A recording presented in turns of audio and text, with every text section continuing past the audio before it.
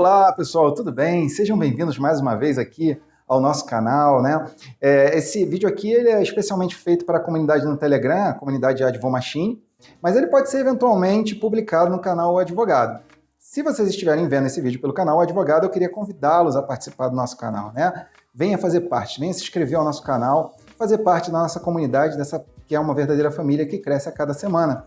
E para aqueles que querem receber um pouco mais de vídeo, porque eu tenho um assunto um pouquinho mais específico, eu queria convidar também a participar da nossa comunidade no Telegram, a Advomachine. O link está aqui embaixo desse vídeo.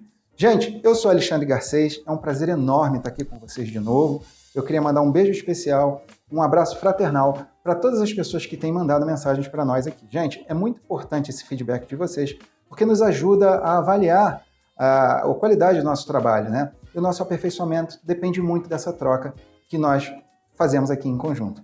Gente, então vamos lá. Eu queria hoje conversar com vocês sobre um tema que há muito, desde lá dos primeiros vídeos, há 3, 4 anos, quando a gente começou esse trabalho, muitos advogados entravam em contato e falavam: poxa, Alexandre, olha, passei por uma situação no fórum tão difícil. Eu estava fazendo uma audiência quando, de repente, o juiz resolveu me atacar. Resolveu agir comigo de uma maneira desrespeitosa. E eu não vi isso 1 ou 2 vezes, não. Inclusive, isso também já passei por situações onde eu tive que enfrentar o desrespeito ali da autoridade judiciária. E é uma coisa realmente muito desagradável. É desagradável não só por conta por ser algo inadequado do ponto de vista profissional, isso não deveria existir, mas humanamente você fica magoado, você fica sentido, você fica ferido, né? Porque, afinal de contas, muitas das vezes o cliente está ali assistindo a sua performance numa audiência.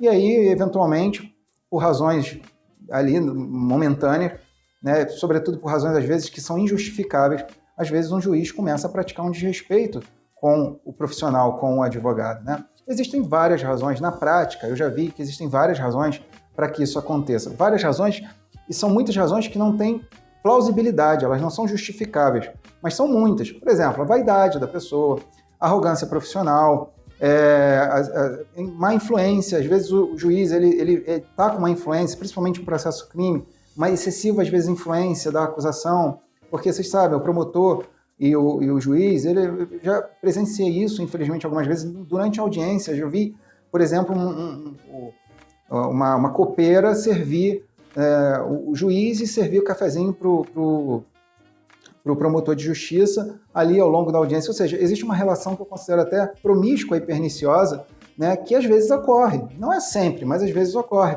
E às vezes aquele bate-papo, aquela intimidade ali entre aquelas duas pessoas que trabalham justamente com matéria de julgamento, quer dizer, justamente com uma lide, elas não deveriam ter essa proximidade.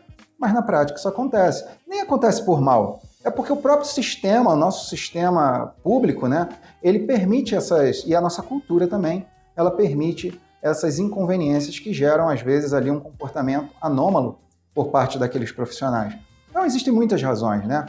Mas o fato é que você está lá trabalhando e, às vezes, acontece de um juiz te desrespeitar. Como é que a gente lida com isso?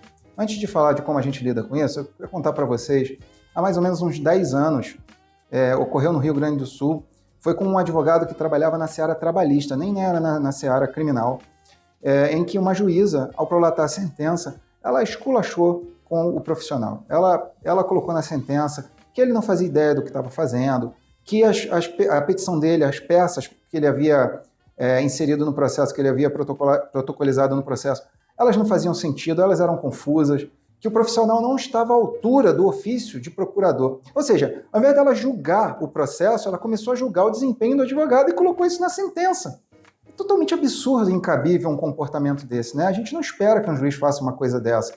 É uma visão muito tacanha, porque ela não é uma visão muito unilateral, no sentido de que talvez ela não compreenda que às vezes aquele profissional está tentando fazer o melhor dele ali, e que não cabe a ela como juíza fazer esse tipo de julgamento, né? E aí esse advogado, com muita razão, ele acabou tendo que entrar com uma ação pugnando o pedido de indenização por danos morais, né, contra a União. Ele venceu, ganhou até uma indenização robusta, mas a juíza mesmo não sofreu nenhum abalo com isso. Então, assim, isso é uma coisa que acontece? Acontece demais. Aqui no Rio de Janeiro houve uma época, na época do verão, né, que o verão aqui a gente não sente calor, né? Aqui a gente sente a brisa do inferno.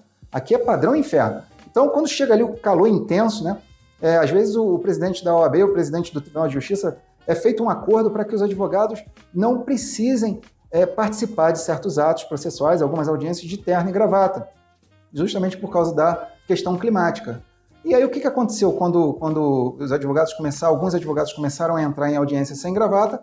Alguns juízes simplesmente se recusaram a fazer a audiência, a realizar a audiência, porque ele ficava magoado, ficava melindrado com o fato do advogado estar entrando sem gravata ou sem o paletó por causa do calor. Quer dizer, ele deixa de julgar, deixa de fazer o trabalho dele por causa de uma questão que já foi justificada e pré-acordada em razão de uma questão climática. Quer dizer, para ele fazer isso é porque ele não tem uma conexão direta com a realidade, né? Porque de repente fica o dia inteiro ali no ar-condicionado, ele não vê que às vezes, por exemplo, um advogado, às vezes de 60 anos, 70 anos, vindo, às vezes caminhando para o fórum num calor daquele, usando uma roupa que, a meu ver, é totalmente descabida, né? A gente vive num país tropical e a gente usa uma vestimenta formal de caráter europeu. Então, assim, bem complicado, né? Um calor terrível e, às vezes, tinha muita gente que passava mal. Quer dizer, ele não tinha uma conexão com a realidade, interrompia um ato processual que era determinado por lei em razão de um preconceito ali, estético, enfim. Isso é um absurdo. Eu passei por algumas situações assim em audiência, e aqui vai a minha dica para você não ter que passar por isso, né? Relacionadas a abusos praticados, às vezes, por autoridades judiciárias, né? É bem complicado quando isso acontece, é bem desagradável. E o advogado ele tem que estar alerta para não deixar isso intimidá-lo, para não deixar isso fazer com que ele caia na performance do trabalho que ele está fazendo ali durante a audiência, principalmente quando isso acontece na frente do cliente dele, na frente do réu, na frente da pessoa que ele está defendendo. Então, aconteceu numa certa feita que eu estava aguardando uma audiência, eu e vários advogados, com várias partes, estavam no fórum aguardando, e o juiz ele não apareceu, ele não aparecia ninguém aparecia, aliás, para abrir a sala de audiência e iniciar o pregão.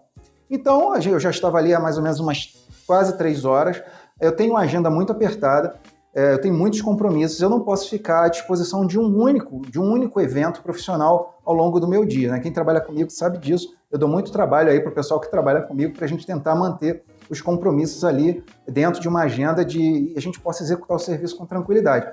Então eu já estava lá umas 2 horas e pelas prerrogativas, para quem não conhece a prerrogativa, o advogado ele não é obrigado a ficar mais que meia hora aguardando a abertura do pregão, a abertura da sala de audiência.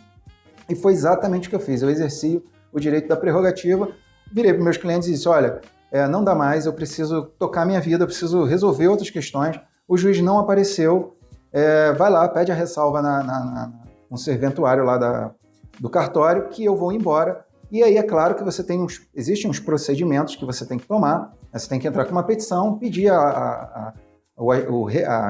que seja adiada a audiência para que você então possa retornar quando o juiz estiver disponível, né?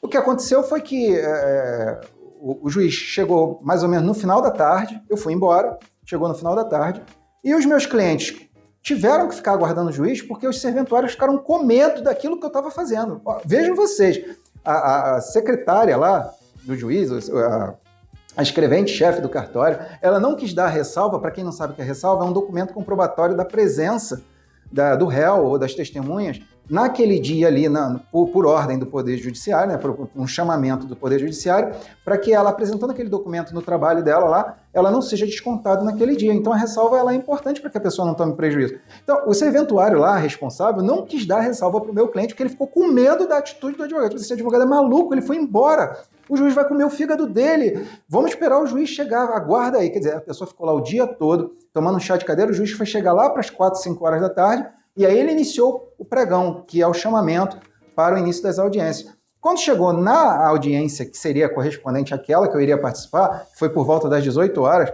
que ele chamou os meus clientes disseram, não, o advogado foi embora. O juiz deu um despacho no processo extremamente mal criado, tentando me desqualificar.